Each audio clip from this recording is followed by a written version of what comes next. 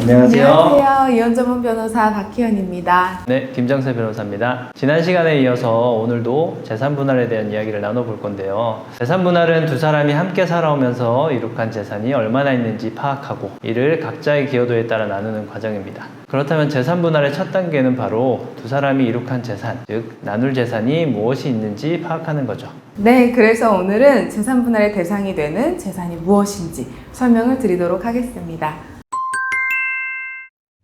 공동재산, 특유재산, 퇴직금과 연금, 채무 이런 것들이 모두 다 재산분할의 대상이 될 수 있는데요. 아는 단어도 있으시고 딱 들어서 무슨 뜻이지? 모를 단어들도 있죠. 그러니까 하나씩 저희가 설명을 드리도록 할게요. 먼저 공동재산이 있습니다. 공동재산은 말 그대로 부부가 공동으로 함께 이룬 재산을 말하는데 같이 돈 벌어서 은행에 적금을 부었다든지 주식을 샀다든지 부동산, 자동차 이런 것들을 마련했다면 모두 공동재산이 됩니다. 그런데 좀 오해하시기 쉬운 부분이 있는데 공동재산이라고 하니까 공동명의인 재산? 이렇게 생각을 하시는 분들이 있어요. 그래서 상담을 오셔서도 공동명의로 등록된 재산이 아니면 나는 나눌 필요가 없는 거 아니냐 뭐 이런 분들 계시고 남편 개인 명의인데 이게 내가 받을 수가 있는 재산이냐 이렇게 물어보시는 분들도 계시거든요. 근데 사실 재산분할의 명의는 상관이 없습니다. 부부 공동명의든 남편 명의든 아내 명의든 부부가 함께 협력해서 축적한 재산은 모두 공동재산이라고 보시면 됩니다. 가정주부 같은 경우는 수입이 없잖아요. 그럴 때는 어떻게 하나요? 네. 그 질문을 많이 물어보시는데요. 남편 안 벌고 집안일만 한 전업주부는 재산 모으는데 협력하는 게 없지 않냐? 이렇게 오해하시곤 하세요. 그런데 부부가 협력했다는 말에는 맞벌이는 물론이고 육아와 가사노동도 포함이 되죠. 왜냐하면 한쪽이 밖에 나가서 일을 하는 동안 다른 쪽은 집안일을 하고 아이를 키우지 않으면 가정이 유지될 수 없을 테니까요. 그러니까 결론적으로 외벌이로 축적한 재산이라 하더라도 공동재산이 된다고 보시면 됩니다.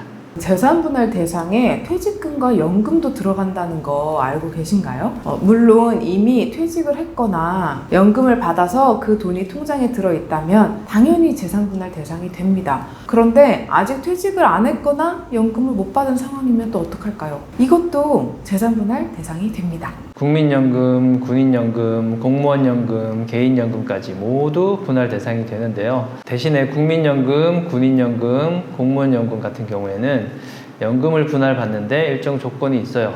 예를 들어서 군인연금 같은 경우에는 혼인기간이 군 재직기간 중에 5년 이상이 되어야 된다 라는 조건이 있단 말이죠. 그러니까 결혼기간 5년 동안 배우자가 군복무를 하고 있었다면 군인연금을 재산분할 받을 수 있지만 결혼기간이나 군복무기간이 그보다 적으면 조건이 안 되겠죠.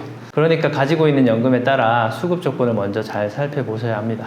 채무도 재산분할 대상에 포함이 된다고 지난 시간에 말씀드렸죠. 하지만 이 경우 일상가사를 위한 채무라든지 공동재산을 마련하기 위한 채무의 경우에만 재산분할 대상으로 인정이 됩니다. 그러니까 예를 들어서 결혼해서 살 집을 마련하기 위해서 받은 대출이라거나 생활비나 아이 교육비 이런 명목으로 생긴 채무 같은 게 해당이 되겠죠. 그런데 만약 사업자금을 마련하기 위한 대출이라면 어떨까요? 생업을 하기 위해 얻은 소상공인 대출 같은 거 있잖아요. 이런 것도 해당이 되느냐? 결론부터 말씀드리자면 가능합니다. 원래는 사업자금은 포함이 안 되는 게 맞아요. 그런데 생업을 위한 대출로 보이는 경우에 재산분할 대상에 포함시키고 있어요. 결국 가족이 먹고 살기 위해 필요한 채무였다는 거죠. 그리고 간혹 부부 한쪽이 공부를 하면서 학자금 채무 발생하기도 하잖아요. 이건 역시 좀 포함이라고 보는 게 맞습니다. 물론 이혼 직전에 갑자기 600만 원의 학자금을 냈다. 이런 거는 포함을 안 하는 게 맞겠지만 이혼하기 한참 전에 공부할 때 쓴 돈이 한 1,000만 원이다 치면 이건 역시 서로의 인생을 위해 사용한 돈이라고 보는 게 맞죠. 자, 그럼 우리의 일상가사를 위한 채무가 아니라 부모님에게 생활비를 보내려고 몰래 얻은 채무는 어떻게 될까요? 이런 건 포함이 안 됩니다. 근데 몇십만 원어치의 용돈 정도의 소액이라면 그냥 포함을 또 시키죠. 만약에 한쪽이 자산보다 채무가 많아가지고 순자산이 마이너스 상태일 경우도 있잖아요. 그럴 때 혹시 재산분할을 어떻게 하나요? 그 한쪽만 채무 초과 상태라면 그냥 일반적인 재산 분할을 하시면 돼요. 그러니까 예를 들어서 남편이 10을 가지고 있고 아내가 마이너스 4 정도의 상태라면 두 사람의 순재산은 그냥 합쳐서 10 마이너스 4 그러니까 6이 순재산이 되겠죠. 여기서 기여도를 반반 5대5라고 나왔다 하면 6에서 반을 나눈 3만큼 그냥 각자 가지면 됩니다. 그러니까 즉 아내는 지금 마이너스 4인 상태잖아요.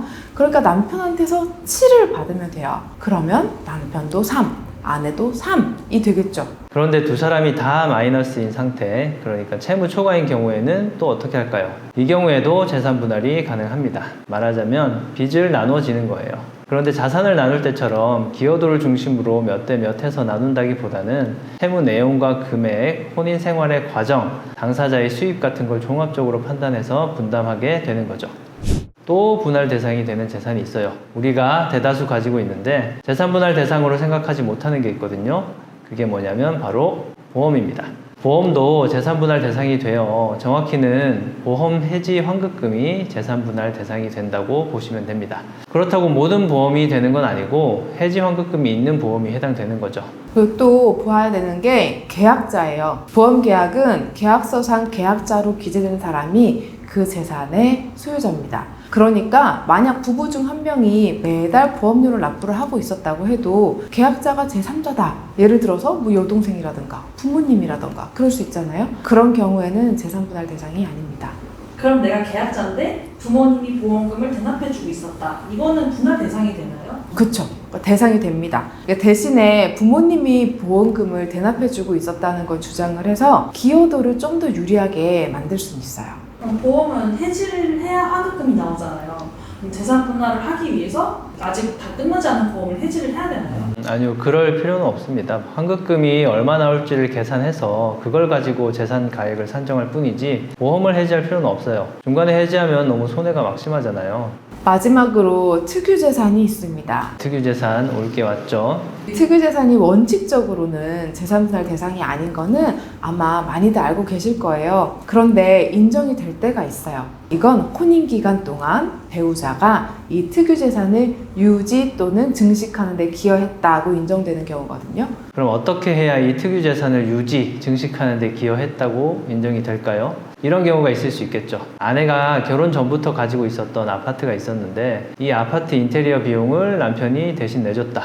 혹은 남편 명의로 된 상가가 있었는데 아내가 임차인들에게 월세 받고 건물 청소를 하면서 관리를 했다. 이런 경우가 해당되겠죠. 그리고 되게 중요한 포인트가 있는데요. 오랜 시간 성실하게 가사노동과 육아를 하면서 재산의 유지에 기여를 했다. 즉 결혼 생활이 길 경우에는 전업주부도 특유재산을 분할받을 수 있다라는 거죠. 자, 이렇게 내 재산들, 상대방 재산들 리스트가 쫙 나오잖아요. 이걸 분할 대상 재산 명세표에 쭉 적으면서 순 재산을 산출하시면 분할 대상 재산이 뭔지 한눈에 아실 수 있겠죠. 보증금, 부동산, 예금, 적금, 연금 이런 건 모두 플러스 되는 재산. 그러니까 적극 재산이라고 하고요. 채무는 마이너스 되는 재산. 그러니까 소극 재산이라고 불러요. 이 적극 재산에서 소극 재산을 빼면 순 재산이 나오거든요. 두 사람의 순 재산을 합치면 이게 바로 재산 분할 대상 총액이 되는 겁니다. 오늘 이렇게 어떤 재산이 재산 분할 대상이 되는지 알아봤습니다. 그런데 아직 궁금하신 게 많으시죠? 다음 시간에도 이어서 자세히 설명드릴 테니까 꼭 시청해주세요. 오늘 이야기는 여기까지 하겠습니다. 구독, 좋아요 눌러주시고요. 다음 영상에서 찾아뵙겠습니다. 저는 이혼 전문 변호사 김정세였습니다. 저는 박희연이었습니다. 감사합니다. 감사합니다.